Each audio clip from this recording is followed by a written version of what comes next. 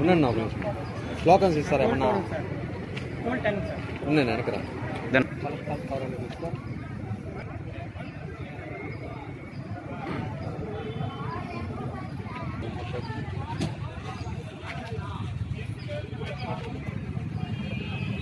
వాళ్ళు మీడియా ద్వారా వెళ్తా ఉంటారు. అంటే మీరు మీడియా ద్వారా చేస్తూనే ఉంటారు మామూలుగా. వాళ్ళు ఈ రోజు కలెక్టర్ గారికి ఇస్తాం కదా.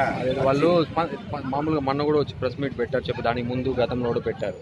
అంటే వాళ్ళు పై పార్టీ నుండి కానీ ఏమి దాని మీద స్పందన రావడం లేదు. అది ఏమి ఇప్పుడే కదా సరే అంటే ఏమిటో రహస్యం ఏమి, వీరిపై గౌరవ కలెక్టర్ గారు గౌరవ ముఖ్యమంత్రి చర్యలు తీసుకోవాలి.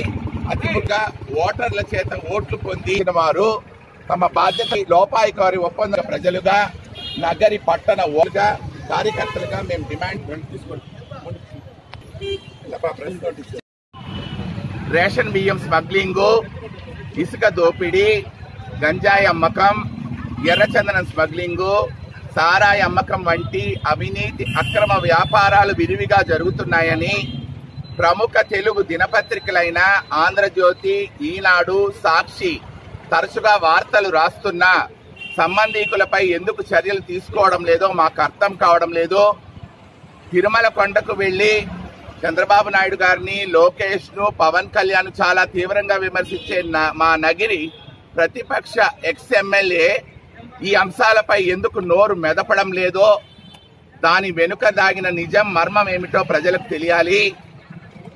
మా పాలక పార్టీ ఎమ్మెల్యే ప్రతిపక్ష పార్టీ ఎమ్మెల్యే పైన కానీ, మా ప్రతిపక్ష పార్టీ ఎమ్మెల్యే పాలక పార్టీ ఎమ్మెల్యే పై కానీ ఇటువంటి విమర్శలు చేయకపోవడం అనుమానాలకు తావిస్తోంది. వీళ్ళిద్దరూ పరస్పర అవగాహనతో రాజకీయం చేస్తున్నారేమో అన్న అనుమానం మా నగిరి ఓటర్లకు కలుగుతోంది. వీళ్ళంత నీతిపరులైతే కాణిపాకం గుడికి వచ్చి ప్రమాణం చేయాలని మేము డిమాండ్ చేస్తున్నాం. ఇద్దరూ కలిసి నగిరి ప్రజల చెవుల్లో, నగిరి ఓటర్ల చెవుల్లో పూలు పెడుతున్నారని చెప్పి మా కళ్ళను మూసి రాజకీయం చేస్తున్నారని ఈరోజు మా కళ్ళ గంతలు కట్టుకొని మా చెవులకు పూలు పెట్టుకొని మేము కలెక్టర్ కార్యాలయం ముందు ఈ నిరసనను తెలియజేస్తున్నాం.